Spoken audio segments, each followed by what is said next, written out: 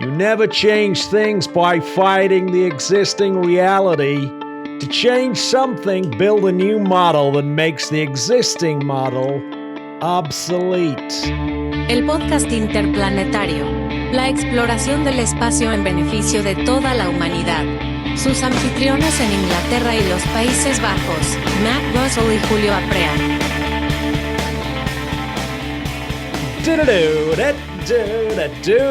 Oh yeah, baby. Buckminster Fuller.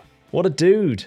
Yeah. It's a bit of a futuristic episode, isn't it, this one, Julio? Indeed. So we quoted Buckminster Fuller, who was an American architect known for many, many things, but he actually popularized the term Spaceship Earth. I didn't know that. Spaceship Earth. It's a very cool concept, Spaceship Earth. Indeed. I've always thought, isn't it lucky that we've got loads of fossil fuels under the ground for our use? And he brings that up in some of his quotes about Spaceship Earth. We'd be absolutely ridiculous if we sort of used up all our reserves of fuel that have been left there for us over billions of years. In just 100 years or 200 years. In a blink of an eye.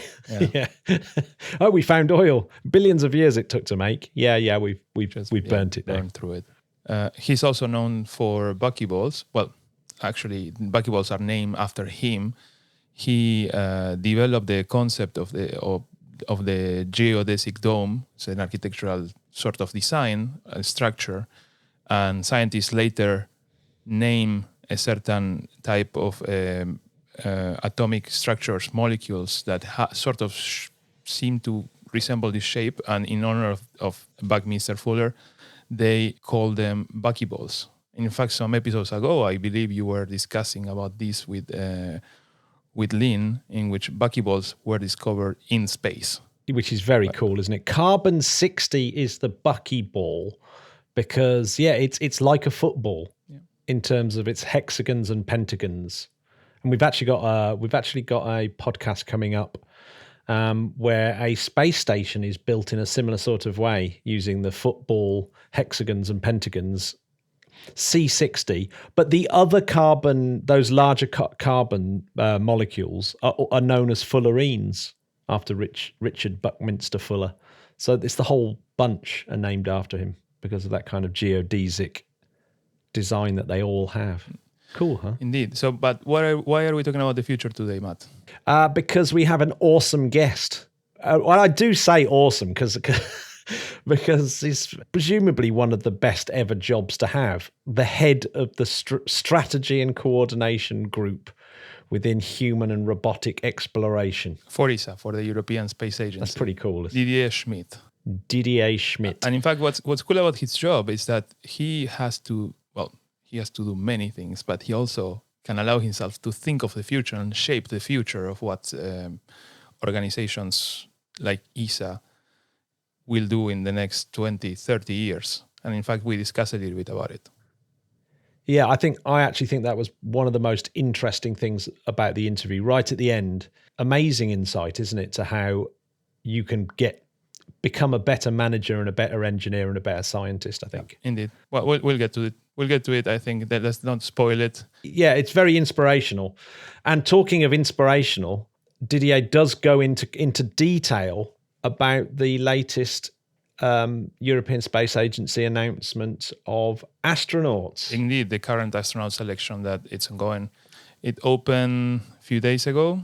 Depending on when you listen to this podcast, everyone should check the requirements. And if they ever dream of going to space, if they can pass these minimum requirements, they should definitely apply. This is really open for everyone. If you think it's too superhuman to be an astronaut, just think again. If you really want to do it, apply. Indeed. There's some really interesting things that Didier says about it. And in particular, there's no bias against anyone. Indeed. And for those that actually want to apply, they should probably listen to these episodes for some tips and hints, right? Yeah.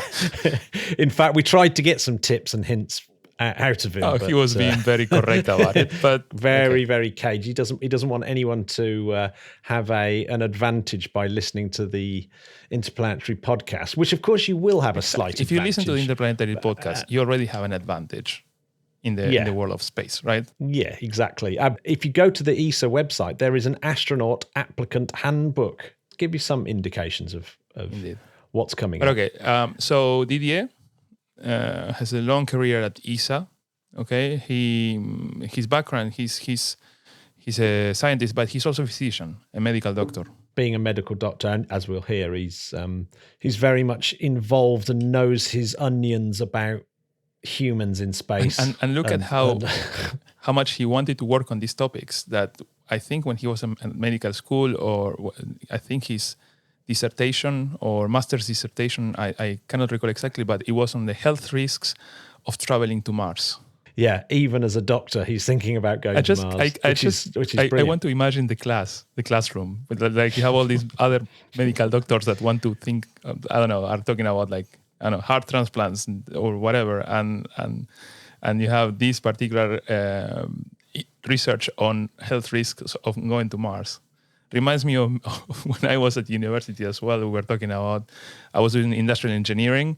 So we had to choose a topic and do presentations, and everyone was like, manufacturing procedures, optimization, and whatever topics like that. And I went into the logistics of going to the moon. And I was not studying anything related to space. But I guess you always, if you have the love for the topic, you will always, if you have freedom to choose a topic, you go for it, right? Do you know what? It's my big miss is when I was studying acoustics that I didn't realize that acoustics would have been very useful when it came to things like rockets and stuff. I just didn't realize it at the time. Otherwise, I probably would have tried to have made that my my final project. But hey, I still had fun. But this is the thing about the space industry. In the space industry, it's not like it's not like everyone is either a space engineer or an astronaut or a fighter pilot, let's say. No, it's like any other industry. You need lots of disciplines. Actually, acoustic engineering is a pretty big topic with rockets, as you say, but even, accountants, marketing, finance, lawyers. Yeah, I know. I even noticed that there was a sound engineer at NASA, and I thought, I definitely could have done that job if I'd have been American. Indeed. That's the dream job. I'm going to do a shout out because I need to shout out the ACE level Patreons that have gone from 2 to 4. So I need to shout out to the Justins as normal, Justin Young and Justin Roberts. But it turns out you don't just need the name Justin to be an ace. There's Drew Wright and Sigmund Eade have joined them as ace level patrons. And I can only say I cannot believe how generous they are and what utter legends these 4 human beings are. What an amazing crew. And it keeps the whole podcast going. So thank you very much, guys. And I'll read out the Skylon patrons at the end.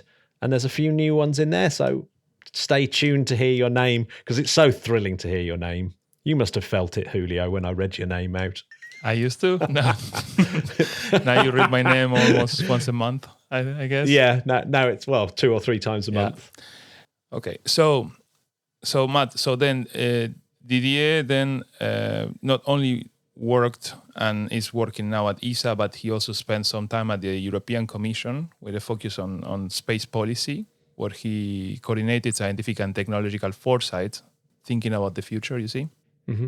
He co-authored a report for the European Union on future trends called Global Trends to 2030. I've really enjoyed researching Didier. He's written some really, really cool things, and we bring some of them up.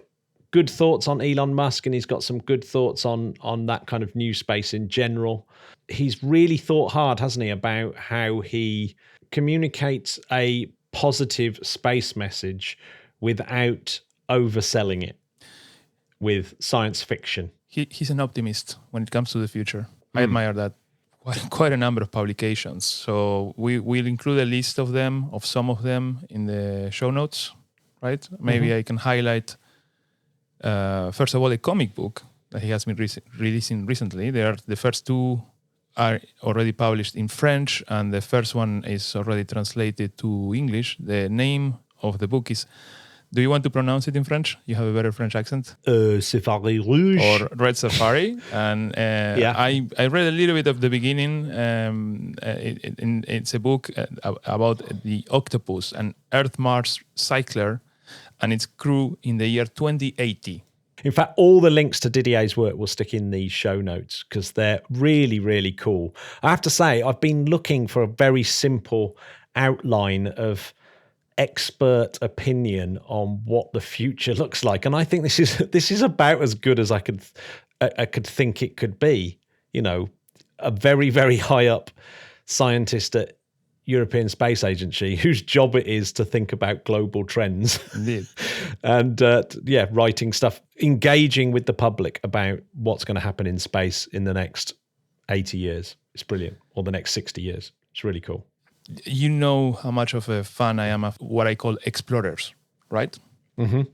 He also happens to be an explorer. He spent some time in Antarctica, but he also spearheaded a bunch of the different analog projects that we have at ESA and analog studies. For instance, we talk a little bit about this program in which ESA sends a medical doctor once a year to Antarctica, to the Concordia station.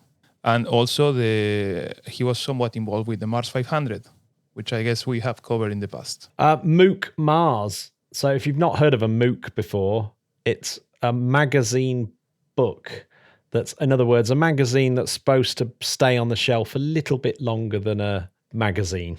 So it's almost a book, but not quite, even though really it's a book, except with lots more pictures. That's he's the editor-in-chief of MOOC Mars. Now, correct me if I'm wrong here, Julio, but that's lots and lots of European Space Agency engineers and scientists who he's got to communicate their ideas as simply as possible so that the public can understand what the European Space Agency is up to in a better way. Yes, indeed. Many of my colleagues have written in this publication, but it tries to gather all of these people working in the space industry in Europe that have this thirst for outreach and to communicate to the public.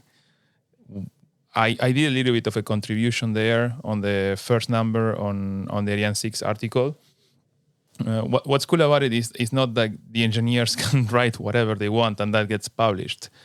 It's really tough, the editing, to make it approachable to the general public.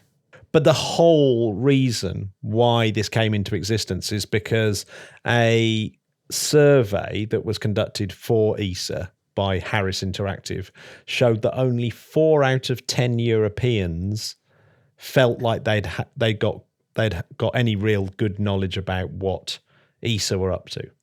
So, because obviously a big chunk of your tax goes on European Space Agency, if you're... Well, actually, I think the last calculation was like the average European pays the equivalent to a cinema entrance. You know, some people year. can't afford to go to the cinema in the year. So, you know, it'd be nice to know where your money went, isn't it, really? Cappuccino at Starbucks. The best thing about it is that you probably know that your country actually gets more money back in the end with all the technological indeed. industry that gets set up. Funding that goes to ESA does not stay at ESA. It goes back to the industry of those respective countries and develops jobs, know-how. It has a sort of what in economy you call a sort of multiplier effect. And space, science.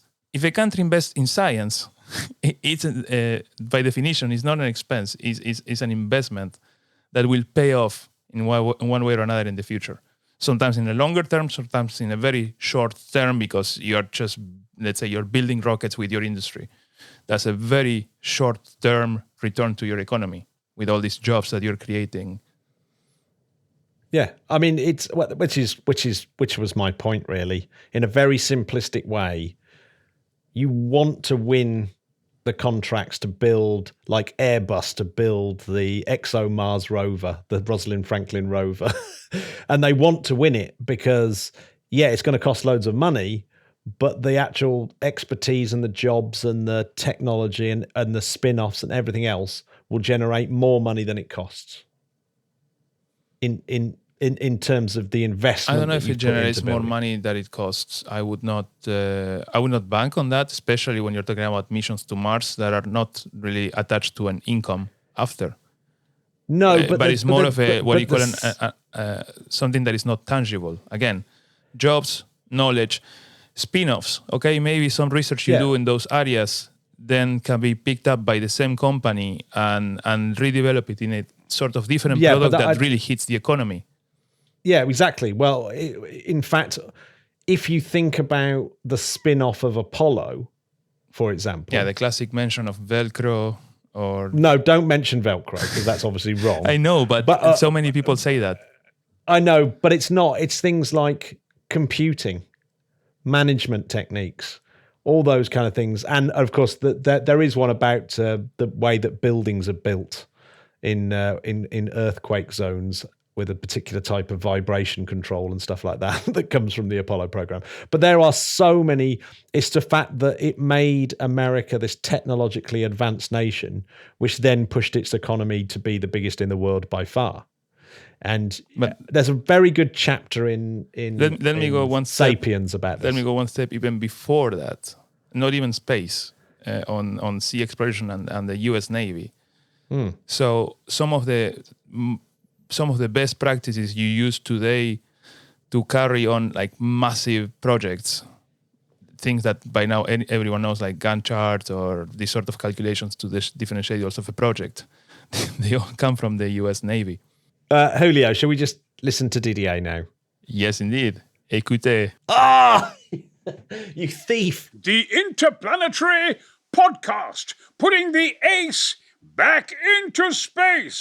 Welcome to the podcast, Didier. Good evening. I know that you present to the public a lot, but I kind of wanted to bring you to the podcast because I see you as an optimistic futurist. How do you keep your optimism in these times that we are living? Thank you. And first of all, what I would say is that those who are not optimistic, they just should shut up and, not bother other people with their opinions. Or just do something else, gardening or I don't know. I'm actually optimistic because I do think about the future. If you're not optimistic, you don't think about the future and you criticize even what has passed or the present or God knows what. I've done a lot of foresight, actually, when I was at the EU. I was 10 years in Brussels, and 2 of those years I was head of the Science and Technology Foresight in Policy group of the President of the European Commission. So it was quite fun. I had to deal with 20 different directorates general. So from agriculture to transport to environment to everything, which was quite interesting. I had, of course, to do a lot of work and to see, in any field, what should be the future and how to get there and so on with supercomputing and other things like this. And then instead of, doing these reports for the president and others and so on, I thought, well, in addition, it would be interesting, for the general public to know what we're doing. And then I started actually to write for the press, and I have written a lot of papers, mostly in the French national press. And that was interesting because then you get feedback and so on, and then it becomes quite interesting because you see that people actually enjoy, thinking about or to provoke them to think about the future. If you write about what you're doing and looking 10, 15, 30, even more years ahead, most of the people I interfaced with were very interested. And at the end, actually, I even wrote a book about it. I've noticed in previous interviews where you've talked about Elon Musk, for example, and I think you've been critical about Elon Musk. You call it his kind of exploration messianism. And my question is that whole idea of getting people enthused into space, because obviously that's what the Interplanetary Podcast is about, is trying to get people enthusiastic about space. In your criticism of Musk, is that born out of the fact that it raises unreasonable expectations and therefore that ends with inevitable disappointments? Obviously, it brings it to the attention of everyone and gets everyone interested, but is there a sting in the tail? First of all, let me praise this person as well, because of course, he has done a lot, to move things, and he has put in question a lot of paradigms and so on.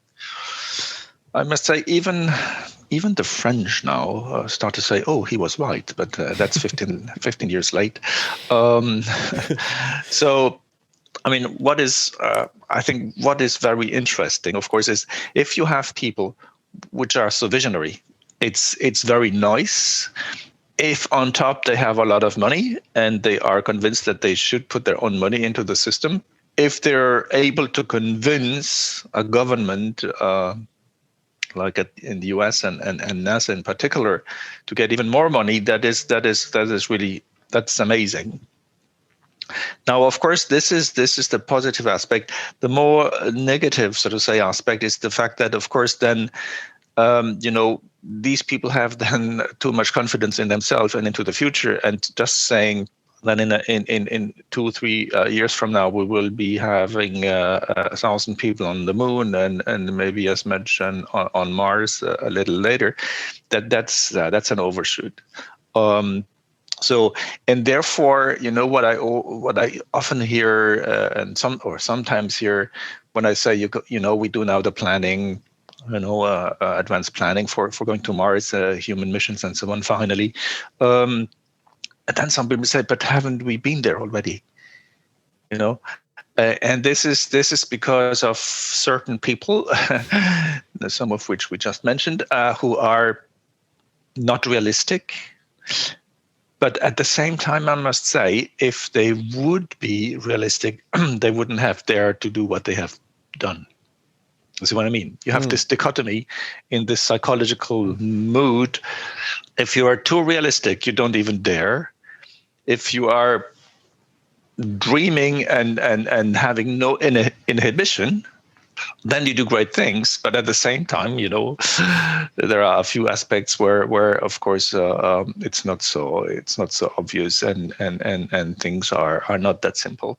And in some point, I guess his optimistic planning also helps put a little bit of pressure on his own teams to push and get things done faster, right? Than the usual pace of our industry. It's, of course, he's not a typical manager.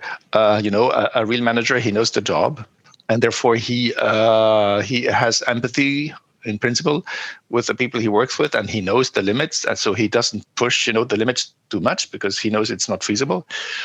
But people who have this other psychological trait, who don't see the problems, they just push and push and push, and of course something comes out. Now, I'm sure, and this. I mean, in the beginning of his adventure in SpaceX, people stayed a few weeks or a few months. Now I think it's of course much stabler because if you push people too much, of course, everybody has its limits, of course. Some burnout. I would like to focus a little bit more on your beginnings at ESA, the types of jobs that you have done. Here in the podcast, we really like to talk about analogs. We had a few episodes ago an interview with one of your colleagues, Loredana Besone, where we spoke about caves, we spoke about Pangea. But you have played a key role in this activity in which ESA sends a medical doctor every year to the Concordia research station in the Antarctic. You also had a role, I understand, with Mars 500. I wanted to ask you first to tell us a little bit the story of Concordia and the ESA involvement and this type of research that is being done thanks to ESA there. Well, that brings me back a long way back. I mean, I have worked with the French Antarctic programs in the early 90s already. So I had experiments in Antarctica at Dumont d'Urville, not myself there, but the medical doctor, actually, the winter over doctor, did experiments, on the immune system, where I was, of course, heading a significant research program on extreme environments and immune system. And therefore, when I came to ESA and had this responsibility of the life science program and preparing for the space station program, for me, it was relatively obvious that we would need these extreme environments also in the program. When I came to ESA in 97, there were just a few tens of scientists, who were working with the program. It was, of course, the Space Lab era and the end of the Space Lab era.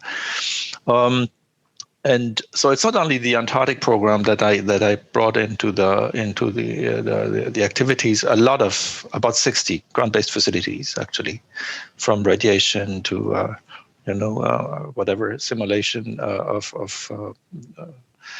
space flight and space conditions, and even the parabolic flights at that time, they were not used for life sciences, because nobody thought it could work, or it could be of interest to have 22 seconds of microgravity.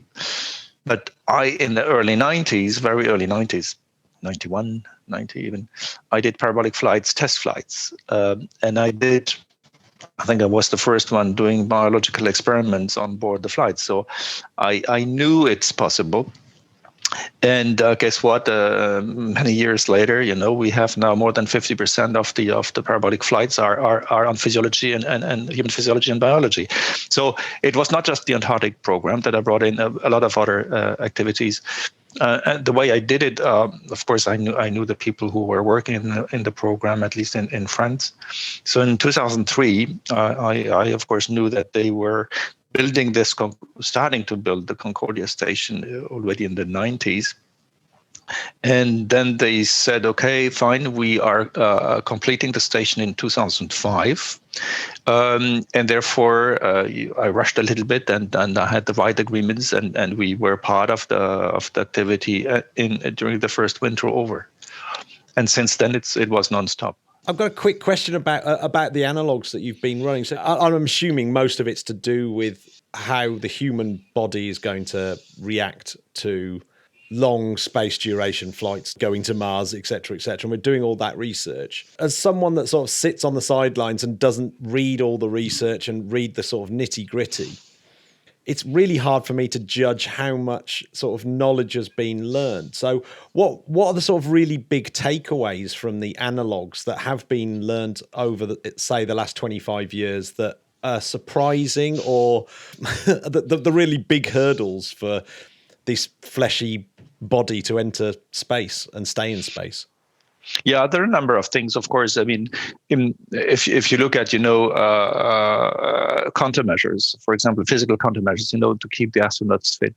And we have done these experiments before the space station program, of course, mostly with the Russians and others, like clinical research, where you put people, lying flat for weeks and months. You really understand much better the physiology of deconditioning, meaning, losing body mass, of course, bone issues, structure issues, and muscle weakness and heart shrinking, so to say, if you want to put it very simply. So a lot of these things, including the neuroscience aspects, balance disorders and so on. So you understand much more what's going on, and then you can imagine much better and test much better the countermeasures. So this is roughly what we are doing. Now, for the confinement itself, if you just put people in a box without putting them in bed for bed rest, what we call bed rest studies, you have this the psychological interface. If you have people in the bed in a hospital, so to say, well, the psychological relations in a group is very limited.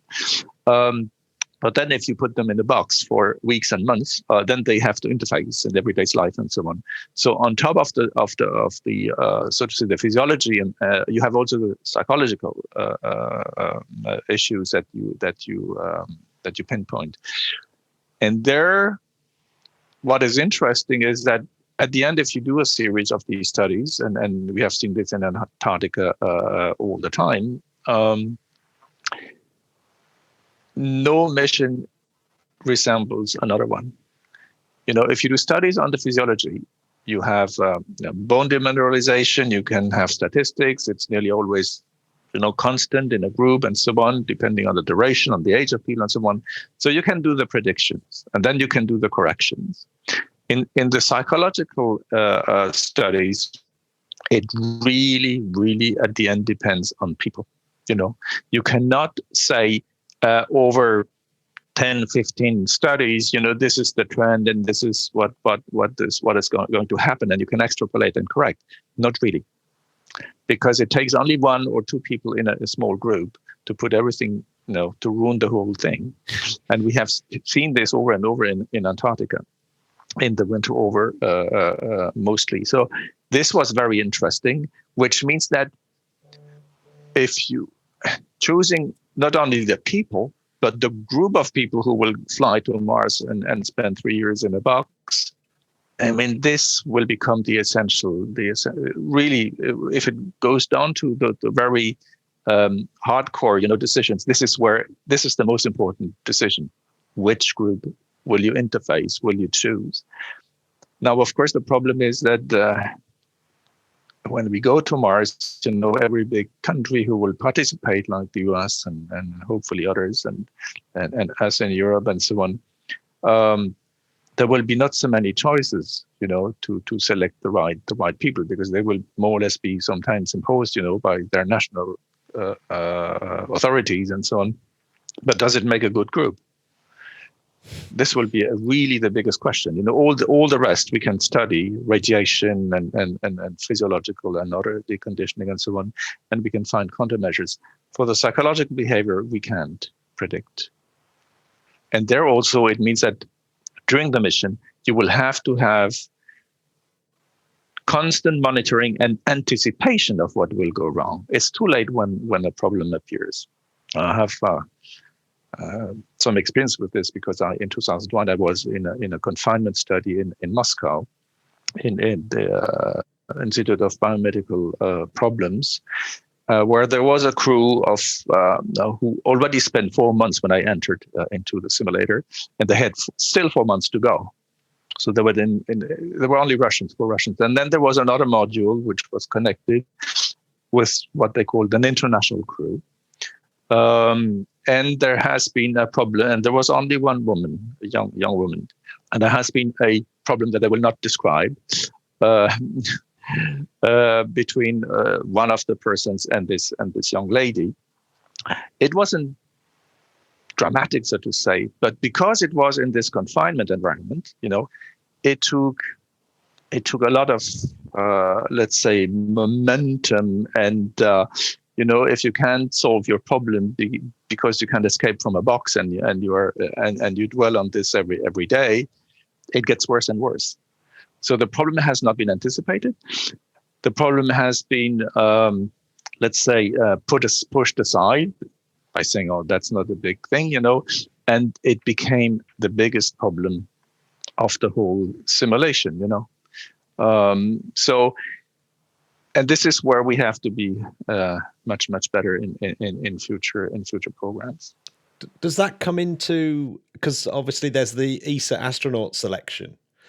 Does that come into that? So all that work that's gone before is that going into, say, the newest ESA astronaut recruits, being that they might actually be people on a Mars mission, perhaps, or a Moon mission at least? Yeah. Now, of course, because of confidentiality issues, we don't say everything we do during the tests. But it is obvious that we do tests where we have group interactions under pressure, of course. And the people who are in charge of this, they're also experts which have really 20, 30 years of experience in these kind of situations like Antarctica and other similar environments. So yes, we are taking this into account, and we have the right people, psychologists and so on, to who are in charge of certain phases of the recruitment, of the selection. Actually, the applications just opened a few days ago, I think, or even yesterday. Yesterday morning. Or is it today? Anyway. You 31st of March. Lots of public attention going into it. I hope we will get lots of very good quality applications. How do you see this? What is ESA looking for? What is the objective? How many? I know these are basic things, but what is the number of astronauts we're going to recruit? First of all, we want to recruit between 4 and 6 professional astronauts. So the ones who are currently, we have 7 currently. Of course, they have been recruited in 2008, 2009. So they will be retiring not very soon, but still we need we need several years to train the new ones and to have them, ready to fly and do very complex things. So we have to plan already now, for the handover, so to say. We also have to anticipate the fact that we want to have, of course, also Europeans on the moon surface. Now, obviously, we will not have the current, the next astronaut corps, fly in the first flight to the moon. You can imagine this. So it has to be very clear. The flights to the gateway, we can talk about what this is later on. So the station, which will be a cislunar station, which will be a kind of gateway to the moon surface. We will, of course, use the current astronaut corps because they will have the right experience. You have to fly at least twice to the station and, have all the experience of the EVAs and so on and so forth to be the right stuff, so to say, to go to the gateway and around the moon and so on, because this will be a little bit more stressful than just going to the space station. So, which means that these 4 to 6 astronauts which we will select, they will of course first fly the regular flight, so to say, to the space station, and only then, which means the next decade, will be fit, to do the next step, which means going to the moon. So we have a couple of new things. One is that we also want to recruit up to 20 reserve astronauts. Why do we do this? It's because we think we have new opportunities, and we spoke about Elon Musk and Dragon Crew, possibilities, which means, and even the Boeing Starliner and so on. We have, therefore, the possibility to purchase, of course, additional flights to the ones we are bartering with NASA.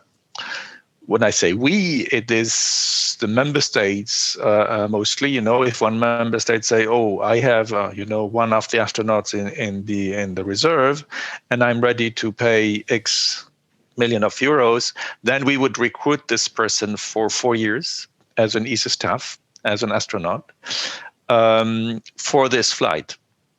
But he would not be a career astronaut. If there is a flight for this national, we would then train the person and do everything we need to do for the flight and post-flight, and that's it. It would be a 4 years kind of contract.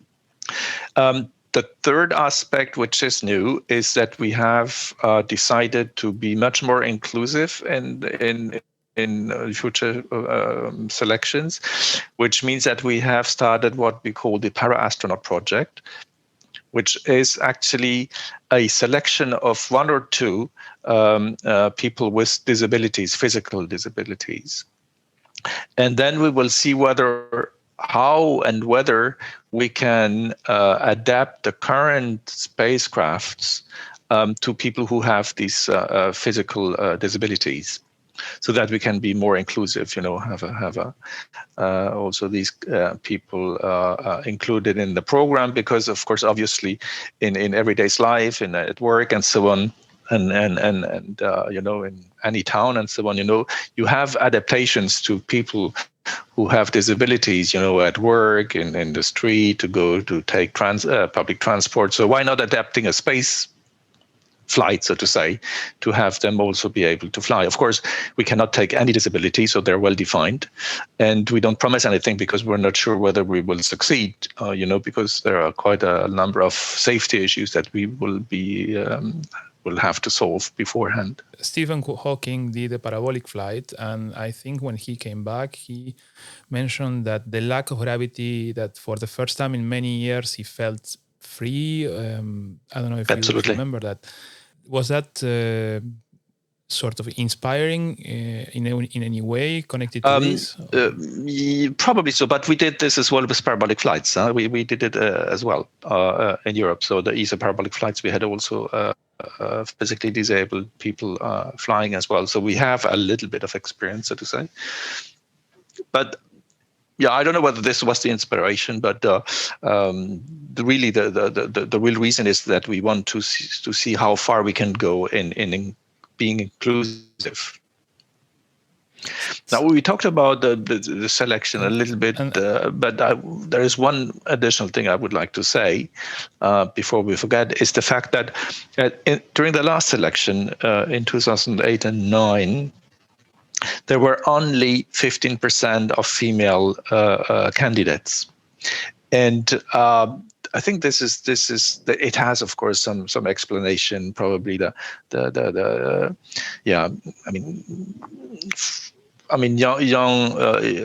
young women, they do less maybe careers in technical engineering areas, which is something we are of course looking for. But the other thing is, of course, they don't dare, or they didn't at least 10, 15 years ago. They usually, 10, 15 years ago. I think things are absolutely. And this is exactly what we want now to push much more, to say, hey, last time we had 15% of candidates which are female, and 1 in 6 became an astronaut. So it's the same proportion. 15% is 1 in 6. It means that during the whole selection process, there was no bias in favor or against women, So, which means that if this time we have 50% of female candidates, we are sure to have 50% of female finalists. Because the selection is not biasing towards one or the other gender. Do you think that there is a kind of hangover in some aspects of the whole ethos of the astronaut really comes all the way down from the right stuff idea of the right stuff? Yeah, the right stuff, and these soldiers that came back like Armstrong and Aldrin, and do you think that plays into it? And how on earth then do we sort of overcome that cultural image of the macho astronaut? It is absolutely this. Absolutely, we have this mental bias of the testosterone needed, which is not the case. Let's say it's not the case anymore. Let's put it this way. In the 50s and in the 60s, you really needed people who had cold-blooded, which means, the fighter pilots, test pilots, and so on. And of course, at that time, there were not many, well, not even today, there are so many women in this profession. But so that was the bias. And of course, then at that time, you can understand that you didn't know, before the first flight, Gemini and so on, and the equivalents in Russia and so on. You didn't know what to expect. And therefore, you have just done a massive, selection, and to get really the top notch kind of people. Now, we have seen from the shuttle programs in the US during many years that, we don't need Superman, we don't need Superwoman to go to space. We need people who are able, first of all, to cope and in a group. And I can tell you the first, right stuff, they were not able to cope with each other because they were just competing. So we should have done maybe some studies about the testosterone level, but okay, too late. What we really look for is people who can adapt, to any situation, to a stressful situation, and be able, to work in a group. There are 7 people on board the space station from now on, roughly in average. They just need to get along well. They just need to optimize the human relation aspect and so on, and to be and to do, the right things, which means that they have to be, of course, mentally, cognitively very, very, very fit, and physically, of course. But even for the physical and the medical examinations and tests, we don't look for the super fit person. It doesn't matter anymore. Of course, if you have to do an EVA, you have to be physically fit and but not super athletic. That's what I mean. And you can be trained, of course, to do these kind of things. So all in all, hopefully we can break this by just repeating, we don't look for Superman and Superwoman. That's not what we want. It's really interesting, especially that the process doesn't bias between men and women once they're boarded on, and that is super interesting. But is there multiple? Say if it was simplistic, like an ocean personality test, for example, where you had the big five. Is there multiple variations of that big five personality test that are acceptable? As in, or are you only looking for this really narrow personality? And I know that's a very simplistic way of putting it, but are there multiple scenarios? Are there different types of people that can be astronauts, essentially? Well, first of all, we do, of course, a select out. And that's more the psychological, psychiatric side, which we will be testing. That's the first thing. Now, we want balanced people. We don't want one psychological profile. That's not what we're looking for, if that is the question. But again, I cannot say much more because we have to be fair with everybody and not give information to some who are listening to this and some others who have not been able to listen to this. So we have to give the same information to everybody to be fair and ethical. But one should not be afraid of the psychological testing. What I'm saying here is, for people who are still hesitating, to apply, just go ahead. Just the fact to do the selection, to go through the selection, is already a very nice adventure. And I can speak for myself. I did it in the US in Houston in the 90s. I went through it. So it was really very nice and rewarding. And at the end, it's also, interesting to know how far you can go. And to do all these psychological tests as much as you can, to go through all this is very interesting from a personal perspective as well, because you will know more about you after the selection than before, which is interesting. Yeah, super interesting. Yeah, if only I was young enough, I'd do it. I'm tempted.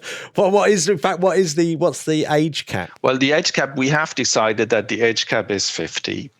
The reason is the following. It needs roughly, in average, 5 years of training after the selection. And then you are, if you're lucky, you get the first flight relatively quickly, which means still 1.5 years more training.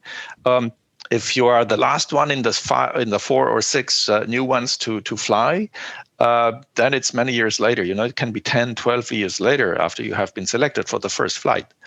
So it means that if you're over 50, we don't want to take the risk that people get, with aging and so on, some diseases that we hadn't foreseen and so on, or can only do one flight because they're over 60, and then the second flight is a little bit tricky because of, whatever, a physical condition and so on, or something else. So, and actually, I must say honestly, the younger the better, because of course, if we invest, millions in the training and so on, it's better if we keep them for 20, 25 years at ESA. You sort of answered a question we had in a previous episode. We interviewed Matthias Maurer, and then we were speculating if he will make it to the moon. It's as a favorite of the podcast. And then we were making some numbers about his age and that he would be around 60.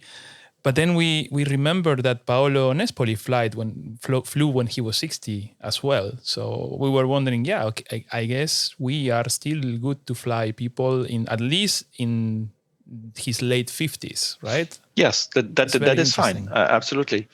I think even Claude Nicollier, the Swiss astronaut who flew 5 times, as an ESA astronaut, I think his last flight, he was a little bit over 60, if I remember well. And there have been many cases at NASA. Now, of course, we have another element that we have to take into account. We cannot, even if we have the top-notch guy, we will not have him fly 3, 4, 5, 6 times, because we want to have, we have 22 countries. in ESA and the ESA programs. So it would be, and other associated member states as well. So it would be good to have as many countries, have their own astronauts as possible. And therefore, having one of them fly 5 times doesn't make sense, because it would be much better if we have, many more flying twice, maybe 3 times, than having 1 or 2 flying too many times. So that's also one of the elements that we want to take into account. And this is why we are, of course, also recruiting new ones. We could still go ahead a little bit further with the current ones, but then it would not be very nice, so to say, to other countries who have not had an astronaut yet, and they would have to wait 20 years to get one. That would not be a good strategy. Well, opening it up to those shorter-term contracts, though, might we see more European astronauts based on those shorter contract ones, the sort of the ones where you're basically a country just goes, yeah, we can afford a seat on a Dragon because it's nice and cheap, essentially. Yeah, then there are. I mean, for the professional astronauts, of course, we aim at the 6 months flight where they have to do and train massively, for years on the operations on the space station, on the operating the experiments, doing very tricky, very complicated EVAs and so on. So for this, you need more than 4 years training. The ones we would recruit for 4 years for one flight, it would be shorter flights. Can be weeks, can be maybe a couple of months, but probably not more. And those opportunities will exist more and more as even from now on. So they would not need so much training, because they would have certain tasks to do for a few weeks, maybe a couple of months on the ISS, and would not have other responsibilities like the maintenance and so on, and very, very tricky things to do. So this is why 4 years, we think, would be enough, because it is. I mean, typically 4 years is just nearly the minimum training for a first real professional flight of long duration with complex EVAs, which they wouldn't do then. Indeed, there is not enough time to train them, and the investment wouldn't be, I mean, if you only train somebody for years just for one flight, that wouldn't be interesting either for us, and even maybe not even for that person. I don't know. Yeah. So we're talking about missions. In a few years from now, these new astronauts will fly. It's some of them in 10 years, and then we are in the 2030s. And I understand that you are now working on the strategy on where we're going, what we're going to do in exploration in the 2030s and onwards. Where are we going in this direction in a decade from now? Yeah. First of all, let's recap quickly what we do in this decade. In this decade, we participate in the Gateway. And we are actually massively, so to say, participating in the Gateway, because we will provide half of the modules of the Gateway, and actually 3/4 of the modules will be built in Europe. So for this and the participation in the Orion program, which is, of course, the vehicle which will go to the moon, around the moon, and do the docking with the Gateway. We provide also the propulsion system, life support system, and energy provision, and so on, which is really something very unique, because we are really teamed up with NASA hand in hand for this. So because of this, we will have 3 seats already. Yes. Yeah, we already signed and agreed with NASA to have 3 seats on the Gateway, which will bring us probably to the end of this decade. If we, depending on when these flights will happen, it's not 100% defined yet. So, which means that we will have a good foot into the whole moon exploration before the end of the decade. What we aim at, and this is now what we're starting to make public, is the fact that we want to negotiate and participate in the Artemis program even more, so that we can have one European, the first European. We will not just stop with one, the first European on the moon surface by the end of the decade. So this is the objective of the program. Then, of course, this has to continue. Now, to continue such a program on moon landings, of course, with NASA, we will not be able, to have our own programs. And on the other hand, why should we have a parallel program? We can do this with NASA, but we want to do it in a cooperative mode where we this time decide what we want to contribute. If you put it simply, in the space station program, we did the Columbus laboratory, but the partners, the Russians and the Americans, could have done without us. But we learned a lot by providing the Columbus and of course later on also the ATV, the resupply vessels. But again, we are still small partners, less than 10% of the utilization of the space station. From now on, we're really, as I said, for the Gateway and for the Orion and the European Service Module, we're hand in hand, completely integrated with a NASA program, except on the landing. For the landing part, we're not a part. So we have to find a way to be able to be fully so to say, compatible with human landings. And one of the possibilities we are really now strongly pushing is a European Large Lunar Lander. So this lander will then be compatible with a human landing, which means it can land very close to a human landing, or vice versa. The human landing can land close to our lander, to provide logistics, science, and technology validate experiments and so on. And in exchange of this service, so to say, we would then negotiate, flights for European astronauts on the moon. Now you have to see it this way: if with the landing systems will be selected by NASA system on the 30th of April this year. Then we will know a little bit more which options the NASA will take. But whatever option, it will be relatively like the Apollo program. You land 2 people, but they don't have a lot of hardware that they can carry with them, because you have to have a lot of margin, for the mass to land where you need to land, and to take off again, with the ascender. So you will not take, a ton of hardware with you for each flight. So the hardware, the scientific hardware, the logistics, even food for long duration stays and so on, has to be brought separately with a separate lander. And this is exactly what we are proposing. The advantage is for us very, very simple. We do the end-to-end service. We do the launch, because this lander will launch with an Ariane 64. We will do the operations. We will do the landing, and we will do the operations on the surface. So we have the end-to-end. And we have what I call strategic resilience. In case something goes wrong with the US program and so on, for whatever reason, we can still use the same system to land on the scientific instrumentation, including a rover, including a lot of things which we could do automatically. You see, so we have now the strategy to say we want to provide something that we choose. So we have chosen to do this Large Lunar Lander, and we are fully compatible. And this is why we have now already entered in discussion with NASA with human landings. That is the new strategy for this part of the program. Of course, we have also Mars exploration activities and the future of low Earth orbit strategy as well.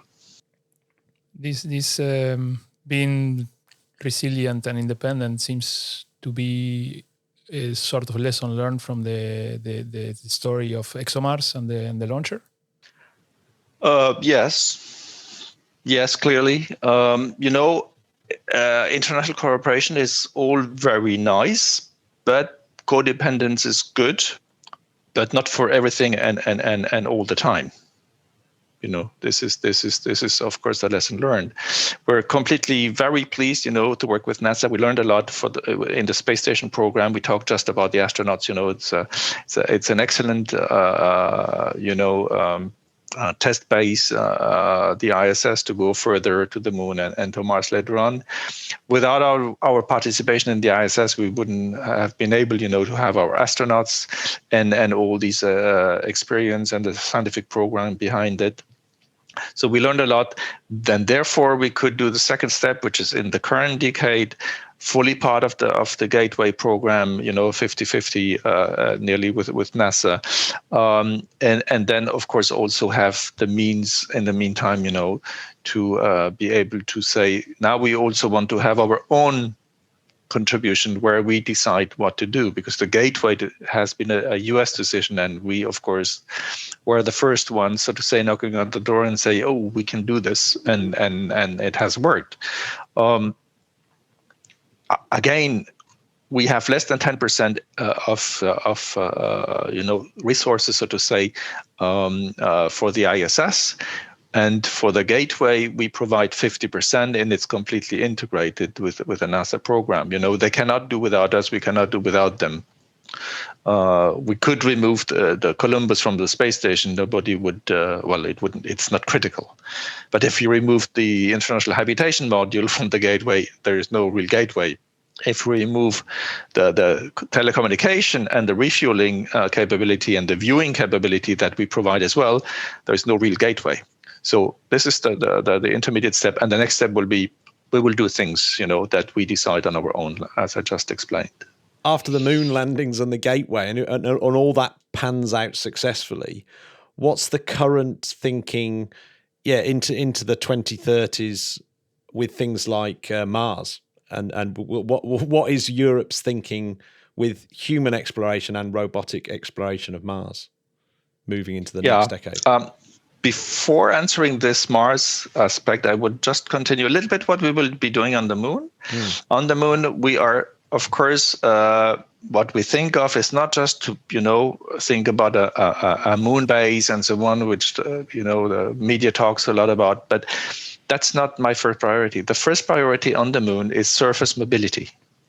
And surface mobility, not just with a Jeep like we did or the US did with the Apollo program. We have to have a pressurized capability for habitation, so to say, which is mobile.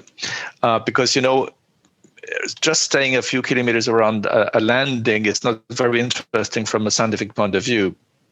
So what we imagine is a surface mobility system, which is at the same time a habitat and the vehicle.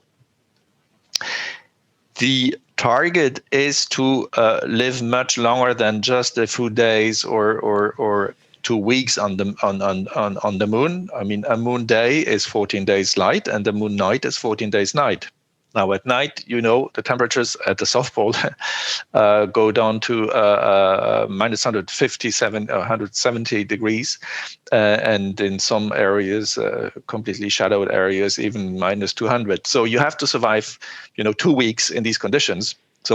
And this is the real big challenge that we will have. And this is also something we're looking into. Now, for Mars, actually, you need the same. If you land somewhere on Mars, even if it's a very interesting spot from the scientific point of view, search for life and so on, it's of course much better to travel and to move around. We see this with Perseverance. Landing something on Mars and without wheels doesn't make a lot of sense. So, which means that whatever we learn on the surface mobility and these pressurized habitats, mobile habitats, we can duplicate and will have the right experience to do it also on the Martian surface. Even for the first landing on Mars, just landing a couple of people on Mars and have them do EVAs around the landing site is not enough if you imagine the investment that we will have, to do this. Just very quickly, we estimated about at least 10 SLS launches, so the Space Launch System, which is 3,000 tons. It's a super heavy rocket like the Saturn V. We need probably at least 10 of them to do the convoys to go to Mars and to land there and so on. So you can imagine then if you do this, you rather do whatever it takes, to have surface mobility, to travel for weeks and so on, and to go to different sites, collect samples, and do the in situ analysis and so on and so forth. So this is currently what we think we will be doing. Now, you have also to go to Mars before landing. And there also, our strategy is to position ourselves to be sure to have a seat, so to say, on the first mission to Mars, hopefully very international at that time. We want to make sure that we are that we are essential to the mission. And to do this, one of the avenues I'm currently pushing is to say we have to be the specialist, worldwide specialist of survivability in a habitat. Probably the first mission to Mars. Let's imagine 4 or 5 people. 2.5 years in a box. 2 of them will have the chance to land, like on the moon programs, which are foreseen, and the other ones will stay on board. So the ones who will stay on board will stay in this box for 2.5 years. So you have to imagine all the breakthroughs and the innovation you need, to do this safely. If you have an issue or problem, a severe problem on the space station, within a few hours you can be back, with the lifeboats and so to say, which is the capsules were used to go to the station. If you have a big issue on the moon, it takes a few days, but you can come back. Once you depart from Mars, you cannot do a U-turn. It's just orbital mechanics. You have to do the whole circle, around the sun, and it will take 2.5 years, full stop, and therefore it will be very, very, very different. It's 1-2 orders of magnitude more complex to go to Mars and to go to the moon, not just because of the distance. So, and this is why we have now to think strategically, where can we be, indispensable for these missions, and at the same time, what will bring us the spin-offs, which we will have, or we should have, even before going to Mars, and habitability, survivability, recycling technologies. You have to do even breakthroughs, in clothing, and you will not have a washing machine and wash your clothes every day. So there is a list of hundreds of challenges that we have to tackle, and most of those will have very interesting spin-offs on for everyday's life, even for daily life at home. Like how do you cope with dust, in the long run. So a lot of these things we should position us, as Europeans, up front now, even if it only happens in 20 years. It's too late to say, when the decision is made to Mars, and say, oh, by the way, I would like to do this. Too late, somebody else is doing it. So that's part of the strategy, is to pre-position and to position ourselves 20 years ahead, which, to make the right decision and the right, give the right orientation to the industry and space and non-space industry, by the way, so that we are the ones who will have the expertise to be part of it. And then, of course, as a result, there will be one European on Mars. So is that the thinking behind the pushing for moving habitats on the moon, to prove out that technology, to get the expertise and to become the world experts at it? That's the intention as well. So it's not only one expertise we want a couple of expertises. We cannot cover everything. I'm pretty sure we will not be, developing the super heavy launcher, because this is a huge program and very costly. We see it, it's billions of euros. We rather do something that the others don't do yet, and where we can position ourselves and have really a critical area that we cover, which again has spin-offs. Autonomous vehicles, surviving the night, the harsh night on the moon, surviving for months, on Mars and so on, with whatever technology we will have at hand for the energy supply and the mobility and virtual presence and so on. even think about holographic presence and tactile interfaces and so on. So all of this will help, in other areas like the automotive sector or any, a lot of other industrial sectors. The podcast normally closes with, we have these 2 questions that we ask every guest. They are surprise questions. We're going to put you on the spot. They are very difficult.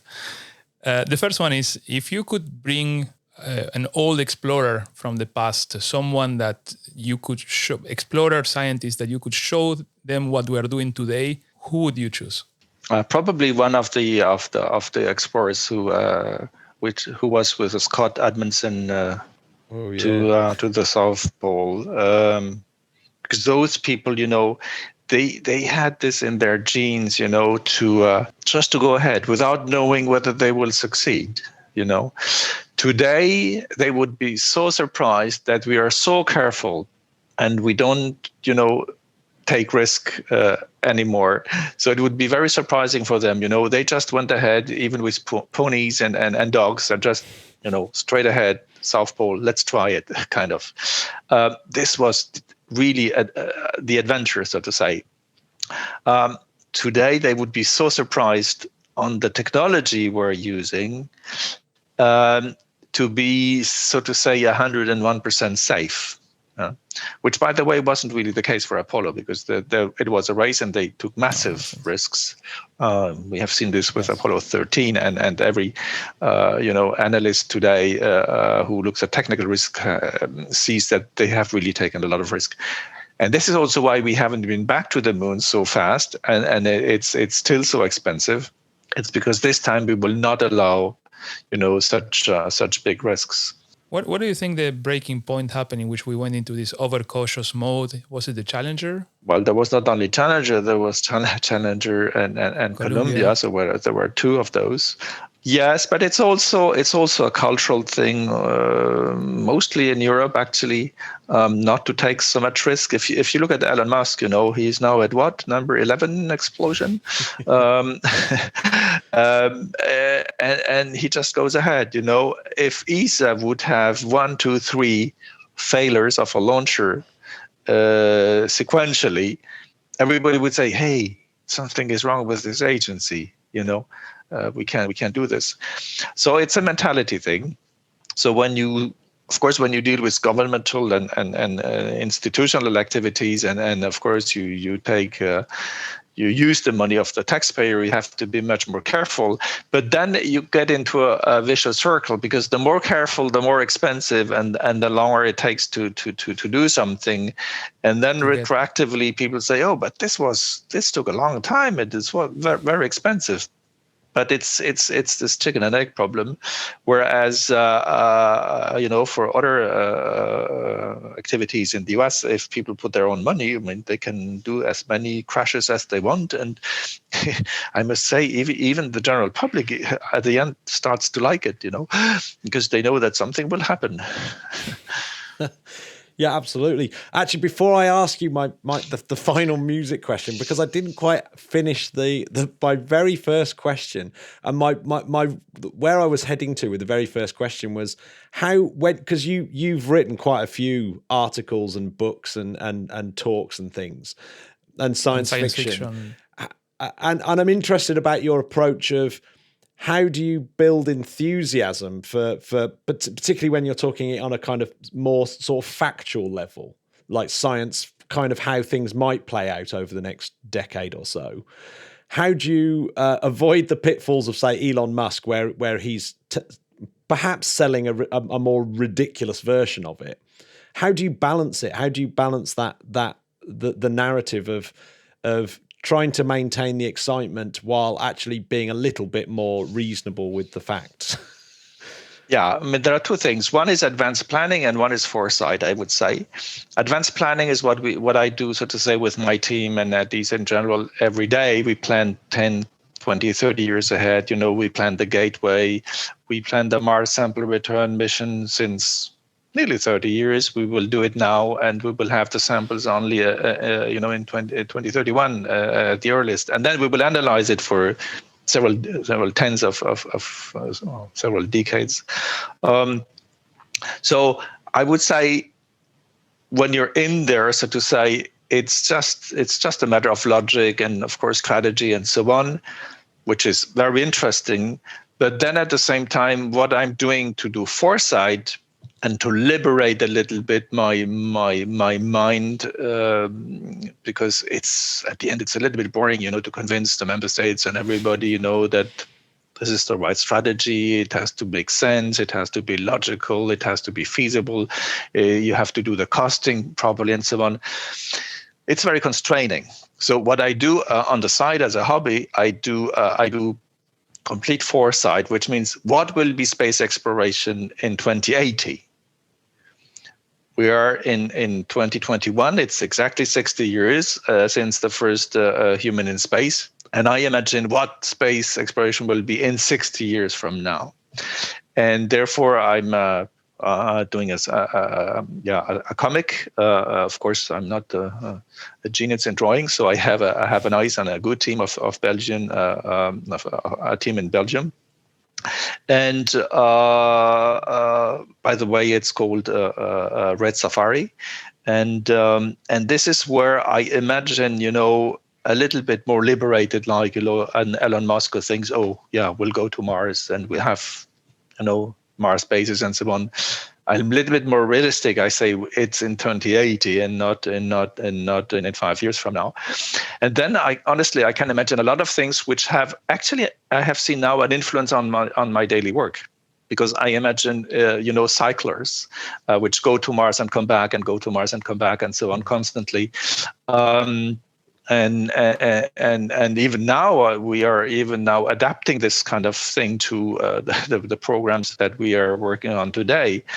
And of course, I imagine a lot of things which will happen between artificial intelligence and robotics, and the conflict in the spacecraft that I have imagined, which is, by the way, a nuclear spacecraft with a nuclear propulsion, which is also something we are thinking of. So a lot of these things. It's interesting to see what, just a free thinking, so to say, and doing scenarios which are not sci-fi. It's not science fiction. It's fiction science. It's still plausible, but it liberates, so to say, my mind, and therefore more and more I see that it has an influence on my daily life as well. Oh yeah, I absolutely love that. I love the whole idea of having sort of blue sky thinking that zooms you out a little bit from the day-to-day mundanity of just the day job, I suppose. However exciting your day job is, you can sometimes get lost in the woods, can't you? Yeah, I mean, let me take an example. In my, I'm doing the scenarios and the text of these graphic novels. But I have also to imagine the whole environment, the spacecraft environment, how people will live in an interface. And of course, there is much more than this in the story. But like virtual presence, holographic. So I invent things like a haptic holographic, where you can touch the hologram and have, the physical feedback, force feedback, and so on of the hologram. And then you can say right away, oh, in 10 years we'll have a European on the moon. How will people at that time want to interface with this person? How will we transmit the information so that we can have to see in real time what this person will see or do, and therefore immediately say, oh, by the way, I need fast broadband bandwidth, so I need to a little bit imagine a little bit more the telecommunications aspect. I need to see what kind of cameras I need to embed. For example, the lander, if we land our lander, we should have then cameras filming the astronauts coming, picking up the scientific experiments and installing the whole thing and so on. But the engineers themselves, they don't think about this. They have a task. They need to do a lander. It needs to land. Needs to do the task. Okay, fine. But haven't you forgotten a few cameras and a few other things, to make it to do the link with the people who will want to know, how this works, and in 10 years from now, you have to imagine, of course, all the telecommunication and the iPhones will not be what they are today. They will probably have holographic displays and so on. So you need to anticipate already how the communication and the social media will be on Earth, so that you plan the right thing during these missions. And this is also something I learned when I was doing the scenarios of the graphic novel. Yeah, so you sound like I love it. I love that idea that creativity and it comes into engineering in a massive way, and it obviously drives it a lot. The final question we normally ask each of our guests, and we've probably been a bit unfair because we probably didn't prime you on it, was have you got a piece of music that you associate with space that you would like to put on our space music playlist? I will disappoint you. I'm not really a music listener, but I mean, Space Odyssey 2001, I think, is something which is still today very futuristic, so to say. Yeah, Richard Strauss's what is it, Zarathustra or whatever it is, or something more stressful would be Alien. Oh yeah. The first one. The first Alien, one of my favorite films for sure. Well, is there a good place to see some of your kind of futuristic writings and blogs and anything like that? I mean, yeah, if you just go on the internet and you type my name and read Safari, it's now in English, the first volume. We have 2 volumes in French. We will have a Dutch version very, very soon, and in a few weeks we will have the digital version online as well. Yeah, and for those who read French, I have written a book about my Antarctic expedition, because I was lucky enough to go really inland. Nice, to the Concordia station, but with a ground traverse. That's really exceptional. Starting from Tasmania with the icebreaker. Reaching the shore and not being able to reach the shore actually with the boat because there was too much sea ice. Then the helicopter, and then this traverse with 6. We were only 6 people. By the way, at the same time as Thomas Pesquet did his first flight, so we had an interesting tweet exchange. We were 6 people traversing the Antarctica, and they were 6 people on board the space station. Was quite funny. This is a lifetime experience, and which I have retraced, so to say, in this book, which is called Terminus Antarctique. Maybe I can say a word also. Unfortunately, it's only in French. I'm also editor in chief of a MOOC, which is a magazine book, which is quite a big thing. It's 248 pages every 6 months or so. The second issue will come out in a few weeks from now, and it's really I give really the opportunity mostly to ESA staff to write extensive articles about what they're doing, but of course they have to write it in the way that it's for a general public, for laymen, which is very difficult. That's why it needs an editor-in-chief, so to say, to be on the neck of the people who write it.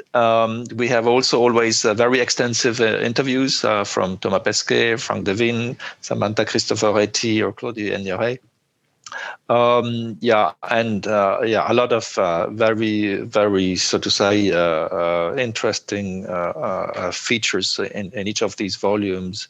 And again, it's very nicely illustrated. That's why it's called a magazine book. It's a magazine because there's a lot of illustrations, a lot of pictures, and the book because it's 250 pages.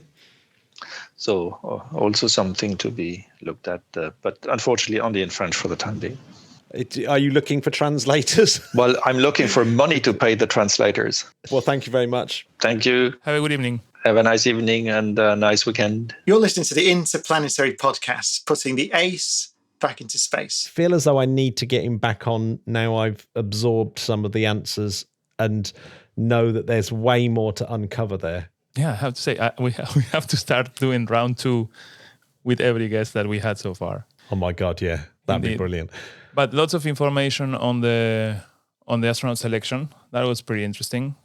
Really interesting. I got captivated by the logic behind the choice of types of projects that ESA should do on Moon and Mars exploration in a very strategic way to remain essential to the international partners. I thought that was very clever. Super clever, isn't it? I'd not heard that before either. The things like the Mars and the moon lander. lunar landers. Yeah. Mm-hmm. It's really clever. Now, of course, I knew about the moon lander. I just did not realize all the logic that is around that choice. That's super interesting. That is super interesting. And actually, I thought one of the extraordinary things about the astronaut selection was the sort of 3-tiered approach of professional astronauts, maybe sort of a reserve. Bit more, reserve fly-by-night astronauts, and the what are they called? They're called parastronauts, the astronauts with physical disability. I thought that was really cool, isn't it? Clearly a really great program. Actually, when I was thinking about these astronauts in reserve, so it sort of reminds me of the case of Matthias, which in a way it was not meant to work that way. I remember he just started working as an ESA employee, and what was it? 5 years after, he gets asked again if he wants to be an astronaut, but it's different because these reserve astronauts would go for short terms, and Matthias is going for a full 6 months to the space station. Yeah, I was trying to, in my head, when he was talking about, but have to have gone to space at least twice before they go to the gateway. So, of course, you've got Thomas Pesquet is flying soon in April. Yeah. So he's going to have his second flight under his belt. So he's going to be a gateway contender, isn't he? Yes, but Alexander Gerst as well, German. He already flew twice. He was commander. Luca Parmitano as well. Samantha Cristoforetti will fly again early next year. Matthias will fly for the first time this year. So when's old Twin Peaks going to go? I don't know. How many times has Twin Peaks been on the Well, it's only been once. So, okay. Yeah. Sort of doing... He's on a sabbatical, isn't he? He's on a sabbatical for the UK Space Agency, promoting space and buying motorbikes and things. So presumably he goes back and trains for his next flight. Mm-hmm. But he doesn't have one at the moment, does he? I do recall the previous ESA Director General stating in some public forum that he was trying to get all these astronauts of this generation to fly twice. Yeah. Well, that makes economic sense, doesn't it? I mean, it's actually very expensive for them not to fly twice. Oh, it's a waste of money, isn't it? This is actually what Didier was saying in the current selection. Yeah. You want to get your return on investment. You're investing so much on the training that to send them once would be... Well, it's like training to be a doctor and then only ever doing one surgery and go, well, I've done now. It's like, it's ridiculous. So, it was a great interview. I'm going to finish with Samantha Cristoforetti's quote about the parastronauts. She says, "We did not evolve to go into space, so when it comes to space travel, we're all disabled. Why should we stop someone that's an excellent scientist going to the space station?" Look, I tend to go into science fiction often and into the Expanse in particular more than once because I just love those books. And the TV show is not bad either, right? Mm-hmm. Oh, the last series was brilliant. Yeah. I loved it. Yeah. That was really good. And if you keep reading the books, it gets even better. Again, you in this science fiction environment, you have humans being born and growing in space, and the sort of abilities that you need are different depending if you are on an asteroid, living inside an asteroid, if you're living in a planet with a smaller gravity. So it's important to research on that now. Yeah. You know, I have been interviewing just also this week another medical doctor for the Spanish version of the podcast, Interplanetary. We should point that out just in case there's some poor Spanish listener who's really struggling. You can switch over to Julio's Spanish version. Well, obviously, don't leave me. We're doing a sort of soft release. We want to get some interviews published fully before we go into it. But his name is Alejandro Garvino. Okay, he's a physician in the US, originally from Uruguay. I found very interesting what he was explaining, that so far the knowledge we have of space and humans in space is very much attached to the selection of who gets to be an astronaut. So you have all these right stuff, superhumans in space. So you're sort of, well, the rest of the medicine deals with people in poor health, but in a very good environment, which is our planet. Space doctors. That when you go to space, they actually clear up. That'd be a or that freaky could thing. even be an advantage. Yeah, or alleviated. Yeah, or could be an advantage. Yeah, you're less prone to radiation sickness and things like that. Yeah, or ocular losing your eyesight. balance. Yeah, or things like that. I mean, in the end, that is evolution, right? In a certain environment, someone that might be at the disadvantage, if there is a sudden change in that environment, they might start thriving, and eventually that becomes the dominant design in that organism. Once we get several generations of humans being born, living in space, we will have to start diverging, right? If say if you had asthma on Earth, it turned out that you've got asthma on Earth, and that's because of a slight trade-off that your body's doing to kind of the way that your body is balanced. And it turns out that when you go to space, that having asthma, it alleviates in space and is an advantage, as in you're metabolically more able to cope with the space environment. I'm making asthma up as an example. Mm-hmm. It's highly unlikely that would be the case. But if it was, my point is that we've kind of, everyone exists on a spectrum, and some of the things that may appear bad on Earth on that spectrum are good in space. And like you said, that would be those are the kind of little seeds and kernels of shifting the spectrum to the left or to the right as part of an evolution out into space as our species eventually starts to diverge. Indeed. Look, we had a very small set of humans going to space so far. And they have most of the time been selected either because of their wallet in some cases, but in most cases because of their aptitude to what we believe are the best characteristics to go to space. But at the end of the day, lots of research goes into it. The requirements evolve. But at the beginning, there was a lot of guessing, right? Yeah. You think, okay, fighter pilots, test pilots, because of the type of machines you're going to have to deal with, and because they are in the top physical shape, and you can do lots of tests. But it was a guess. Maybe they could have thought that it was better, instead of hiring just the first generation, instead of hiring test pilots, you could hire, I don't know, submarine operators. Why didn't that happen? Do you know what? You can see the astronaut selection process from two angles as well. You can see the selection of the right stuff people as people who were straight out of a war, fighter pilots straight out of a couple of wars, Vietnam, etc. And you could say their lives didn't really matter. These were people that had already been used as target practice for the enemy. And it was like, so because this is so dangerous, we're not going to put civilians and highly trained submarine captains in there. We're just going to use these people who can fly, and they're pretty expendable. So you can see it. It's not the fact they're special. Look, it might be that they're expendable. I would not call them expendable, but it's certainly people that have already faced dangers in their life and have kept cool and had survived. Because I guess right at the beginning, what you mostly wanted was someone that in a space capsule, anything goes wrong, and the person panics instead of just keeping.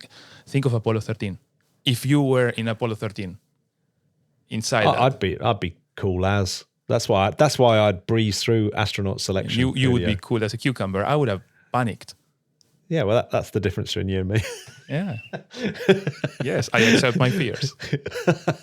Yeah, I know no fear. Julio, we got to wrap this up. I'm going to wrap this up by shouting out to the Uber patrons who help every month to make this podcast possible. And you know who you are. There's the classics in here as well, some of whom, of course, have co-hosted.